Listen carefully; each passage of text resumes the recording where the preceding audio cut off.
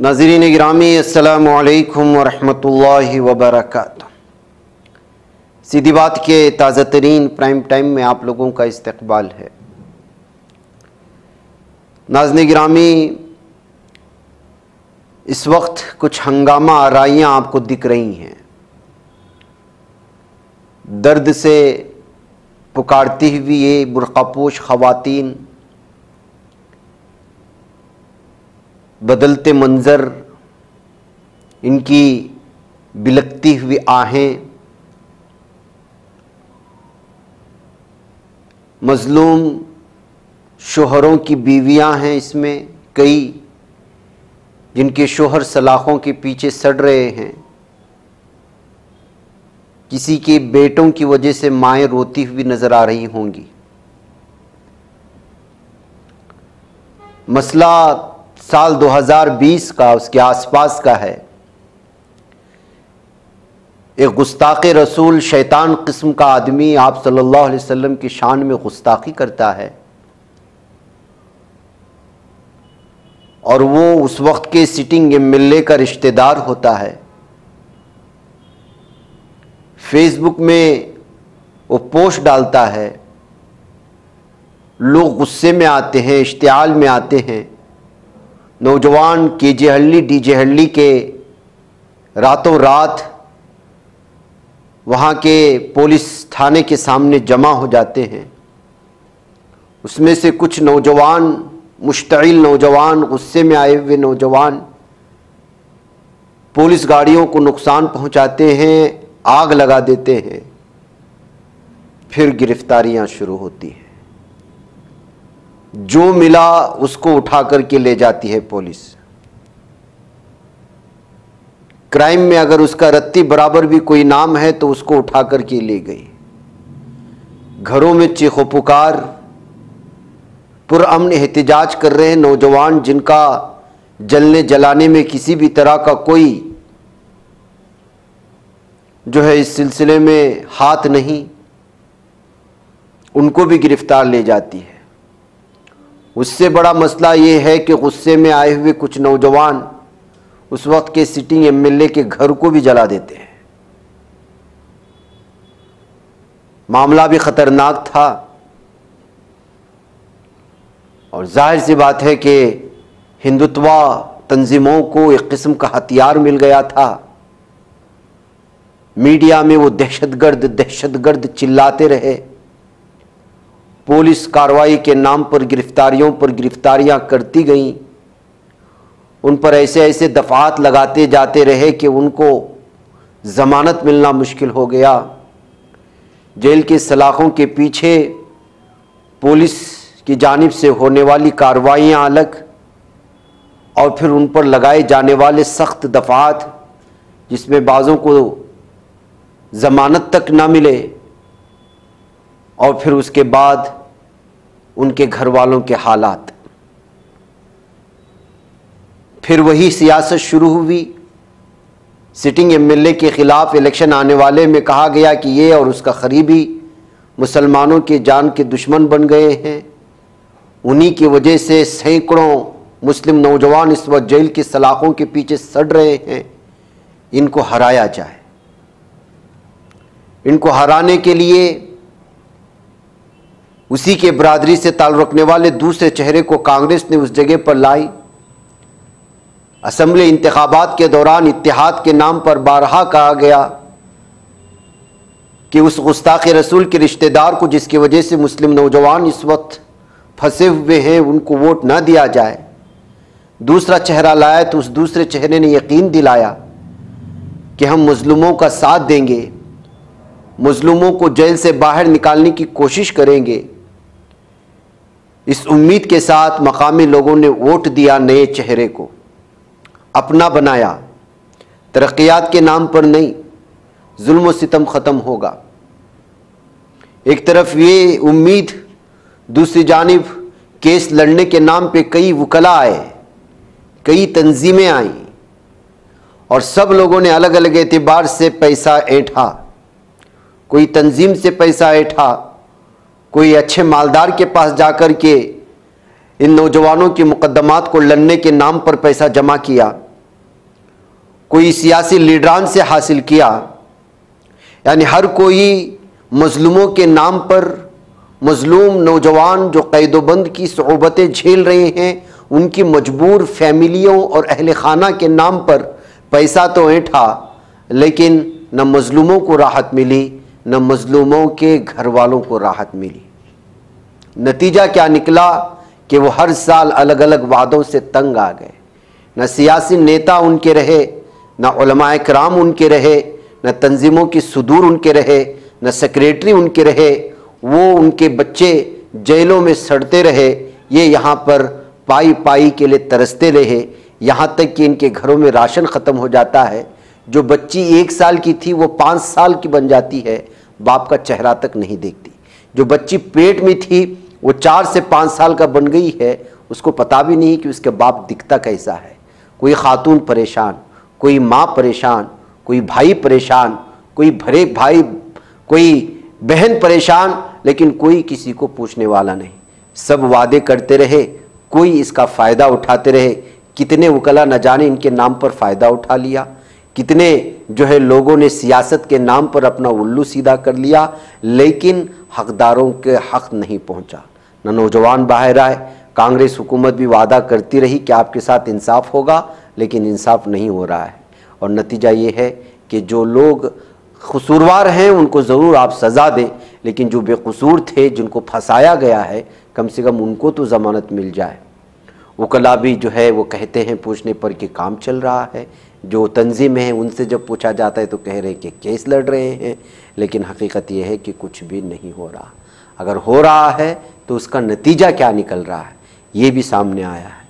कोई कहते हैं कि किसी सियासी लीडर से, एमएलए से 40 लाख रुपए लिए गए हैं। कोई कहता है कि कोई किसके पास पैसा है कुछ पता नहीं है। पैसा दिया गया है तो किस केस में लड़ा गया, किस वकील को दिया गया, कौन मुकदमा लड़ रहे हैं, और ख़ुद वकील कहते हैं कि हम इस सिलसिले में पैसा नहीं ले रहे हैं। आखिर ये क्या कौम के साथ मजाक और ठट्टा हो रहा है? क्या आपको इन ख़वातीन के आंसू नज़र नहीं आ रहे? यही वजह है नाज़रीन गिरामी, आज डीजे हल्ली केजे हल्ली के ये मज़लूम ख़वातीन, बेकस ख़वातीन, मजबूर ख़वातीन, जिनके अपने इस वक्त जेल के सलाखों के पीछे सड़ रहे हैं, सऊबतें झेल रहे हैं, वो अपने परेशानियां लेते हुए मदरसा दारुल-उलूम शाह वलीउल्लाह बेंगलुरु पहुंच गए।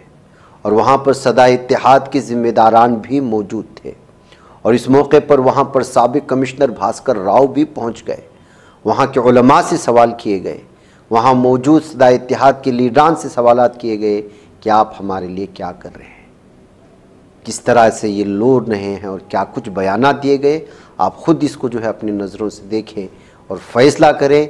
शहर बेंगलुरु के, कर्नाटक के तमाम तंजीमों की ज़िम्मेदारान, तमाम फलाही तंजीमों की ज़िम्मेदारान, सियासी पार्टियों को वोट डालने के लिए घर घर जाकर के मेहनत करने वाले उलमाए किराम, मस्जिद के खुतबा, और हर जुमा के बाद जो ऐलानात करते थे कि इत्तेहाद का सबूत दे, इत्तेहाद का सबूत दे, वो भी कुछ पल भर के लिए यहाँ पर सोचें कि भाई आपने इत्तेहाद के नाम पर जिनको ला कर के बिठाया है वो मज़लूमों के साथ क्या इंसाफ कर रही है। आप देखें इसको, आपको शायद समझ में आ जावे कि मैं आपको क्या कह रहा हूँ। मुझे इजाज़त। क्या भी कौन भी आपको पूछने वाले नहीं, देखने वाले नहीं। कैसा ये करती बोलो? कितने दिन से डाल ले को ही, हमारे अब्बा का एक्सीडेंट हुआ था तब भी डाले, तब भी आए नहीं, तब भी आपको ये नहीं वाले देख ले को चले गए। उधर बोल डाले कि क्या भी नहीं, अच्छी कर बोल को हाथ टूट को है, इस आदमी कैसा काम कर सकता? क्या वो क्या कर डाल रहा है? किसी के घर में मौता हो रहा है, देखो ऑपरेशन हो, कोई एक्सीडेंट हो है, कौन सा इंसानियत दिखा रहा है? कौन भी इंसानियत दिखा रहा नहीं है। अब उनकी हालत ऐसी है, माँ है, बाप है, कौन भी नहीं है, ना तो भान है ना तो भाई है। उनको उनके रोशों को भेजो को पड़े तो भेज भी नहीं, एक जगह खड़ने की हालत नहीं है। ऐसे आदमियों को रखने का पैसा बोलो इतने पेशेंट ही जेल में, इतने पेशेंट ही, उतने पेशेंट हम भी भेजो कर तो नहीं भेजते। ऐसे उनके घर वाले को रखने को क्या करना से बोलो। अब हमें हमारे फैमिली वाले को देखेंगे, अब देखो उनके हालत देखेंगे। मेरा भाई जेल में है, अब उनकी वाइफ सुनो, एक बेटा है, सो एक बेटे के सहारे वो औरत है, सो ना तो माँ है, ना तो भाई है, ना तो भान है, ना तो बाप है, कोई नहीं है। आंख के तो ऑपरेशन हो गए, मुझे भी, इनकी दादा की भी तबीयत ठीक नहीं है, कमजोर होकर हालत की बेहालत को है। आज तक क्या भी एक फैसला हल हुआ नहीं है मसला। तबीयत भी अच्छी नहीं थी, कोई आपको पूछते नहीं। 20 दिन मासूम गुजर को गया सो मेरा बच्चा, हमारे घर में कौन भी मरद बना नहीं है। मेरा बच्चा 20 दिन की बच्ची है, यहाँ तक के मौत में टिक तक बच्चे को भेजे नहीं। माँ कोई खाना कर को दिया नहीं बच्चा मेरा। ऐसी हालत है हमारी घर में, कोना में किसी को बोली चाचा बकर को बोल डाले। हमारे घर में आज तक कौन क्या किया, कौन देखा बोलो, कौन भी आज तक कैसे ही क्या ही करके आखिर हमारे मन घाट आग गुजर गई। बच्चे का टेंशन ले को हमारे घर में कैसा गुजरा हम ना मालूम। बिल्कुल क़यामत है आपके घरों में। बच्चा टेंशन में आ गए वहाँ, उसके वास्ते खुबुल ले तो बेगर खुबुल ले हमें खुबुल ले का जब कौन भी नहीं है घर के अंदर देखने वाले हम ना घर को बोल के। ये बच्ची 20 दिन की थी, बच्चा देखो गया था हमारा बिलाल, मोहम्मद बिलाल मेरा बच्चा। ठीक है, तो हर एक जगह से हमें ना उम्मीद हो को हमारे घर के हालात के वास्ते हम ना ये रास्ता हमें चुनना पड़ा। ठीक है, तो हमारा एक एक दिन एक एक पल हमारा घर में क़यामत हो रही। मतलब जो हालत हमें गुजरेंगे कौन भी नहीं जान सकते, चाहे एमएलए हो चाहे जिम्मेदार हो, उनके घर के अगर से कौन तो भी एक एक जना भी उलमा इकराम हो, उनके घर से अगर से कौन तो भी एक एक जने भी जाको रहते, चाहे जमई हो चाहे बेटा हो, तब उनको तकलीफ महसूस होती। खाली हम ना इधर जाओ उधर जाओ इधर जाओ उधर जाओ, ये ना उम्मीद के वास्ते हमें ये कदम हम ना उठाना पड़ा। नहीं किसी की बेल करा सकते। मुलाकात के लिए आप लोग पैरोल वगैरह के लिए पहुंचे क्या वहाँ? पैरोल रिजल्ट उसका क्या भी नहीं, क्या भी नहीं होता। रिजल्ट क्या आया? रिजेक्ट हुआ, क्या भी रिजल्ट नहीं आया, रिजेक्ट हुआ।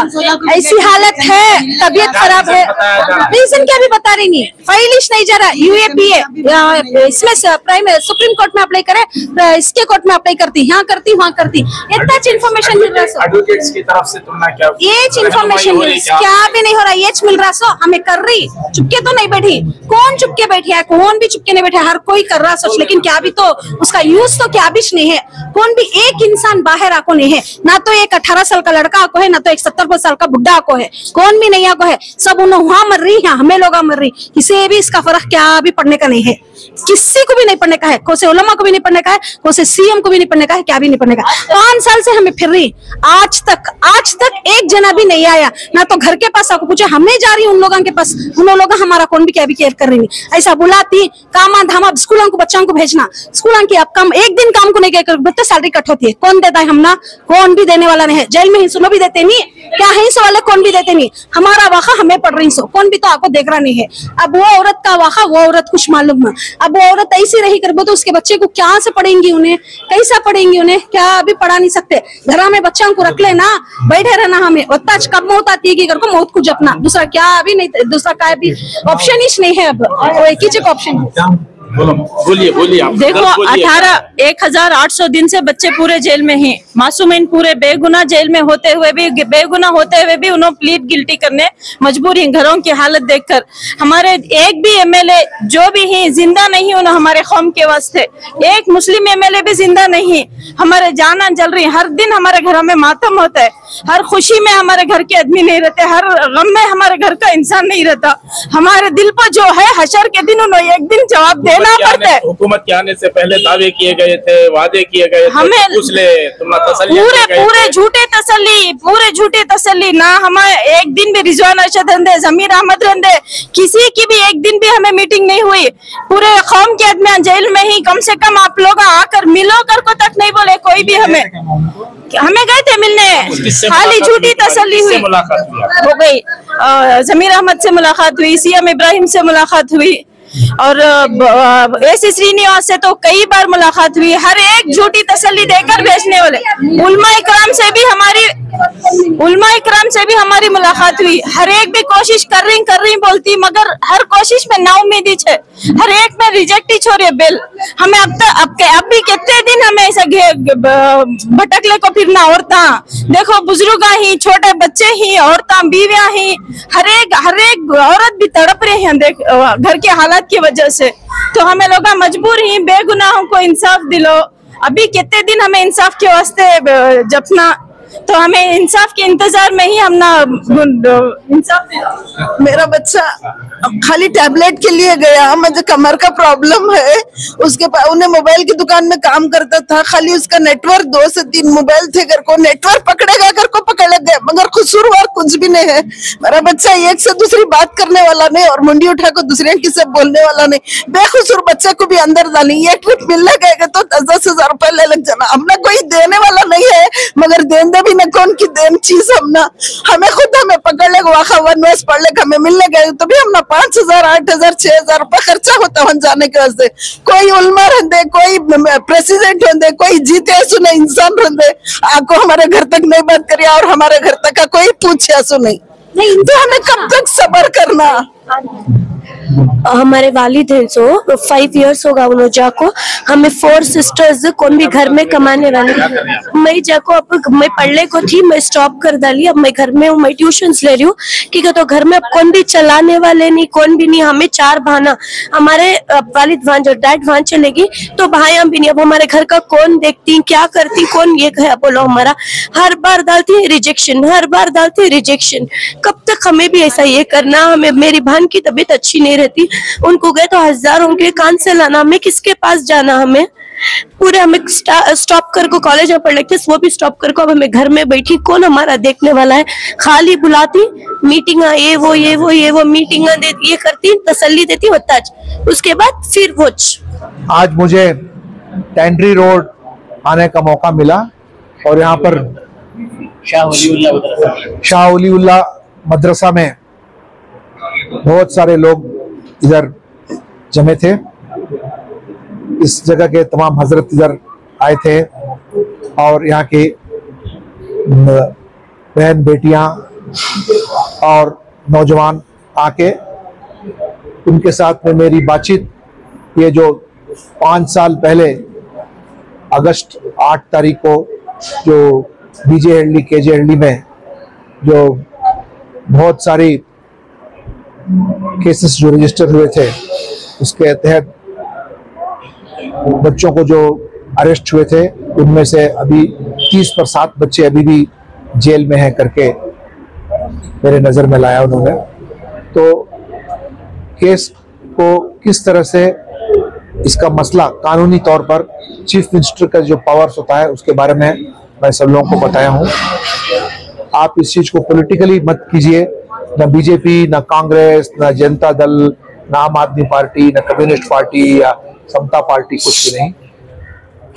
जो यहाँ माँ बहनें हैं उनके आंसू पोंछना सबसे अहम बात है भी, तो इसलिए मैं यही कहा कि जो यहाँ के जो हजरत हैं सीधे जाके आप सिद्धरामैया साहब को मिलिए। आप लोगों के ऊपर में उनको बहुत हमदर्दी है और उनके जो प्राइवेट सेक्रेटरी हैं एक बहुत अच्छे अफसर हैं अंजुम परवेज साहब करके, अंजुम परवेज साहब से मिलिए। अंजुम परवेज साहब आपको चीफ मिनिस्टर तक लेके जा सकते हैं अगर आप उनको ठीक से बताएंगे कि क्या हुआ है करके, क्योंकि ये पावर जो है NIA इन्वेस्टिगेट करे या स्टेट गवर्नमेंट इन्वेस्टिगेट करे, चीफ मिनिस्टर के हाथ में ही पावर है और किसी भी लीडर के हाथ में कोई पावर नहीं है। स्पीकर के हाथ में हो या स्टेट कैबिनेट मिनिस्टर हो या डिप्टी चीफ मिनिस्टर हो या MLA हो, किसी के हाथ में ओनली चीफ मिनिस्टर जो है कोई भी केस को CRPC के उसको जो पावर्स है उसके result state government can take a decision and close the case. तो आप चीफ मिनिस्टर को ही आप NIA के हवाले हुआ था केस, तो फिर उसका इन्वेस्टिगेशन कोई भी करे, चार्जशीट तो लोकल कोर्ट में ही देना है और लोकल कोर्ट जो है गवर्नमेंट ऑफ कर्नाटका के अंडर में ही होता है, तो जो है सब CM के हाथ में है। तो यही एक रास्ता है, नहीं तो 30% जो है जमकर एक एक केस में एक एक बच्चे के ऊपर में क्या इल्जाम है उसके बारे में हम कोर्ट में ये फाइट कर सकते हैं। मजबूरी की हालत में कई बच्चे ऐसे हैं, कई लोग ऐसे हैं जो एक्सेप्ट कर रहे हैं, जुर्म नहीं किए इसके बावजूद एक्सेप्ट कर रहे हैं। तो उसमें भी एक रास्ता क्या है ना कि अगर मान लीजिए कबूल कर लिया उन्होंने तो आपको पेरोल मिलेगा अगर आपको थोड़ा बाहर आने का मौका वगैरह मिल सकता है, लेकिन आप अपने वकील को पूछ के कीजिए। लेकिन मैं वहां तक जाने के लिए नहीं कह रहा हूँ, मैं कबूल करने के लिए नहीं कह रहा हूँ, मैं तो कह रहा हूँ कि CM के पास जाइए और इस केस को वापस लेने का उनके हाथ में जो पावर्स है उसको आप यूज कीजिए। हुगली से जोड़कर देखा जा रहा है सर ये इशू, आप जानते हैं उसी आप बता दें, इसके मतलब आप क्लियर कर। तो हुबली में भी काफी केसेस जो है आपके सीएम साहब ने उसको विड्रॉ किया है, तो उसी को पैरेलल लेते हुए आप डीजेएलडी के जी, क्योंकि तो वो तो हुबली का तो 2 साल 3 साल पुराना केस था, वो बाकी केसेस तो जो है 5 साल हो चुका है उसके लिए। तो आप चीफ मिनिस्टर को ही पूरा पावर है, जो करना है वही कर सकते हैं और कोई नहीं कर सकता। बिस्मिल्लाहिर्रहमानिर्रहीम। आज से 5 साल पहले 8 अगस्त को डीजेहल्ली केजेहल्ली में जो हालात आए, उस वक्त से लेकर आज तक बहुत सारे औरतें, बीवियां, माएँ, बहनें, रिश्तेदार सब रो रो कर अल्लाह से मांग भी रहे हैं और जिनसे काम हो सकता है उनसे बात भी कर रहे हैं। लेकिन मालूम नहीं, मैं इससे पहले भी कहा हूँ कि अगर जो लीडर हैं उनके बच्चे अगर जेल में होते तो वो खामोश बैठते क्या? कहाँ बैठते वो? इसी को एक बुज़ुर्ग ने कहा था, अपना बच्चा रोता है तो दिल तड़पता है, दूसरों का बच्चा रोता है तो सर दुखता है। उसी की तरह हो गया ये, उसी की तरह हो गया ये। हुकूमत की तश्कील से पहले भी मुख्तलिफ उलमा भी मैदान में उतरे थे, यकीन दिलाया था जैसे ही हुकूमत आए कि मामला हल हो जाएगा, उस पर भी कोई कारगर इक़दाम नहीं हुए। नहीं, उस पर इक़दाम हुए। बाकायदा यहाँ पुलिकेश नगर के जो MLA हैं मुस्तकिल उस काम में लग, मेरे जब वो नॉमिनेशन के लिए जाने से पहले रमज़ान में मैं एतकाफ़ में था, मेरा पैर पकड़कर बोले कि मैं पूरा काम करूँगा। वो कर भी रहे हैं, लेकिन बीच के लोग जो हैं वो हमें करनी साहब बोल को अलग साइड से ले रही, हट जा रही।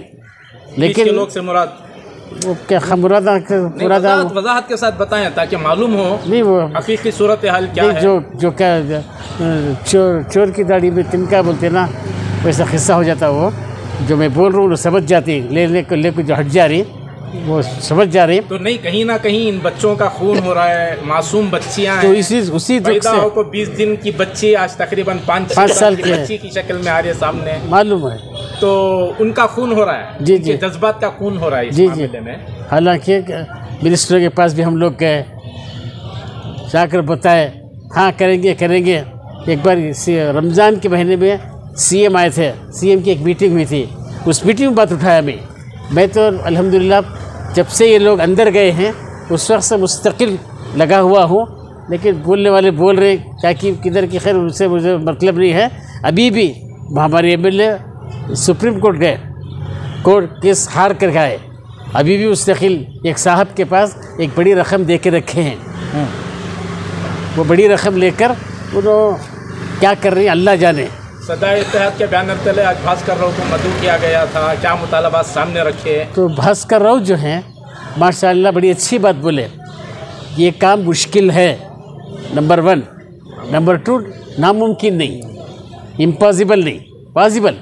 तो इसलिए वो राय क्या दी है कि अंजुम परवीज़ जो हमारे CM के ख़ास प्राइवेट सेक्रेटरी हैं, पहले उनसे मिलो, उनसे मिलकर CM से वक्त लेकर CM के पास तुम लोग चले जाओ, CM ये काम कर सकती है, ये बताएं। यही फ़िक्र के ज़रिए जो है हम लोग यहाँ पर आए थे हज़रत की बारगाह में कि ये मामला फिर से रखें। 5 साल से जो है सदाए इत्तेहाद वाले बराबर जो है केजेहल्ली डीजेहल्ली वालों की फ़िक्र भी करते रहे, उनके हालात के ऊपर नज़र भी करते रहे, उनके हक़ में आवाज़ उठाते भी रहे। आखिरकार ये हमें भास्कर राव साहब से इस वास्ते मुलाकात करना ज़रूरी समझे कि वो एक IPS ऑफिसर हैं, वो लॉ एंड ऑर्डर को जानते हैं। तो इस वजह से हमने सोचा कि इनसे कुछ मदद ली जाए हमारे कौम के लिए। तो इससे पहले जब हमने मुलाकात उनसे करी तो उन्होंने कहा कि भाई देखिए ये मसला आप मेरे सामने लाए हैं, मैं सियासी नहीं, नॉन पॉलिटिकली मैं इससे मुसलमान कौम के लिए मदद कर सकता हूँ, ये उनके अल्फाज थे। और उन्होंने कहा आप जो हजरत ये जो बात मेरे सामने लाए हैं ये जो है मुश्किल है, नामुमकिन नहीं है, इंशाअल्लाह आप अपने लोगों को बुलाइए, मैं आता हूँ, देखता हूँ क्या कर सकता हूँ। तो उसी वही वादे के हिसाब से उन्होंने आज वक्त निकालकर हज़रत की बारगाह में आए और उन्होंने सब कुछ सुनने के बाद ये कहा, ये मसला जो है रियासत कर्नाटक की हुकूमत के हाथ में है। जब आप 136 MLA का पावर उनके हाथ में दिए हैं, वो इमीडिएट चाहे तो इसे रद्द कर सकते हैं। ना कोर्ट को जाने की ज़रूरत है, ना बेल लेने की ज़रूरत है, क्योंकि ये मामला ऐसा है। ये वो सारी लॉ को समझने के बाद उनके तरफ से ये पैगाम उन्होंने दिए हैं। फिर उन्होंने राय दिया कि आप बेहतर है उनको बीच में लाने से बेहतर है अंजुम परवेज़ IAS ऑफिसर जो प्राइवेट सेक्रेटरी है उनसे मुलाकात करके CM का टाइम ले लें और CM के पास अपनी बात रखें कि भाई ये जो बहुत कुछ हो गया है, आप बराए मेहरबानी इनके ऊपर रहम कीजिए, इनके ऊपर से केस हटाइए। बाबा भी एक सवाल जो मुतासिरीन औरतें आई थी उनकी तरफ से आया था कि 5 साल बीत जाने के बावजूद ना उलमा का कोई वफ्द हमारे सामने आया, ना सियासी कायदीन हमारे सामने आए, ना समाजी ठेकेदार बनकर जीने वाले हैं उनकी तरफ से कोई पहल हुई, कोई हमारे घरों का रुख नहीं किया। सिर्फ तसल्लियों के लिए वक्ती तौर पर बुलाया जाता है, कुछ वक्त मीटिंगें होती हैं, फिर मामला भुला दिया जाता है। कहीं इस मसले को भी इसी तरह भुला दिया जाएगा या अगला इक़दाम क्या होगा? खैर, मैं आपको इससे पहले बताया 5 साल से हम लोग सदा इत्तेहाद वाले इसके पीछे लगे हुए हैं और नज़र भी रखे हुए हैं और 5 साल से आवाज़ भी उठा रहे हैं। इसी दर्द को लेकर के हम आज जो है ये भी पहल की है और ये देखना चाहते हैं कि इंशाअल्लाह अल्लाह अगर चाहे तो एक काम में हमें रास्ता मिल सकता है, जिस तरह से उन्होंने रास्ता में बताया है। एक उम्मीद लेकर के आए हैं। इससे पहले जो कुछ मीटिंगें हुई हैं, ये जो मौजूदा MLA, साबिक़ MLA और जो मुस्लिम सियासी लीडरान, वो उनका मामला था, वो हमें उससे मतलब नहीं है। ये बिलखुसूस सदा इत्तेहाद वालों ने ये जो कदम उठाया है कौम के लिए उठाया है, समझे ना। और हमारा ये सदा इत्तेहाद कायम हुई ही कौम के लिए, कौम की फ़िक्र ही में काम कर रही है, कौम की फ़िक्र में आए हैं। ना हमें किसी MLA से राय मशवरा लिए, ना किसी से पैसे तलब किए। इससे पहले हमने आवाज़ उठाए कि भाई MLA के पैसे की ज़रूरत क्या है।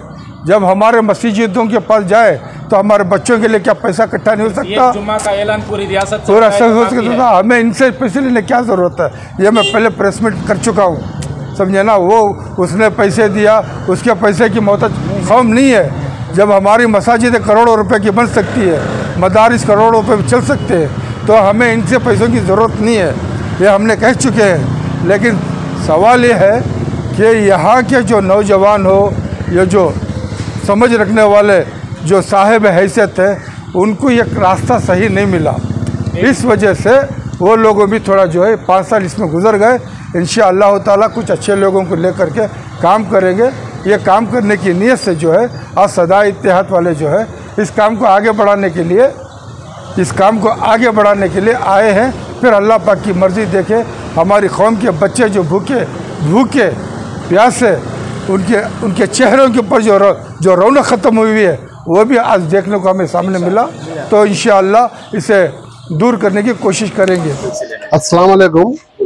हमें आज जो मीटिंग जो करे हैं हमारे KJLD DJLD के जो नौजवानों के लिए हमें आवाज़ उठाए हैं। लेकिन पिछले बार भी हमें CM से नहीं मिले, लेकिन होम मिनिस्टर को मिले थे, डिप्टी CM को मिले थे, सारों को यही बात लेके हमें मिले, मुलाकात किया था। लेकिन उन्होंने बात कर देंगे कि बोले हमारे होम मिनिस्टर इसके बारे में दूसरा स्टेटमेंट भी दिए, हम इसके बारे में इंक्वायरी करके हमें इसके बारे में कुछ आवाज उठा के कुछ काम कर देंगे। लेकिन आवाजें तो उठती हैं, फॉलो अप की कमी की वजह से मामला दम तोड़ जाता है। तो इस मामले में जरा संजीदगी से क्या इक़दाम अपनाए जाएंगे? तो सबसे पहले वही बात मैं भी बता रहा था, लेकिन आवाज़ उठ रहे लेकिन काम नहीं हो रहा है, तो उसके पीछे फॉलोअप नहीं हो रहा है। जो लायरा इसके केस के बारे में बातचीत कर रहे थे, लायरा भी कुछ काम कर रहे थे। मुझे भी इसमें अभी मीडिया में कुछ बोले तो अच्छा नहीं रहेगा। ये कुछ बातें सीक्रेट भी काम करना पड़ता है, उसके लिए हमें सीक्रेट से भी काम कर रहे हैं। इंशाल्लाह काम होएगा, देरी होएगा, लेकिन देरी हो रहा है। हमारे माँ बहनों को तकलीफ हो रही है, इसके बारे में कुछ काम करेंगे इंशाल्लाह, अच्छा से एक नतीजे पाएंगे इंशाल्लाह।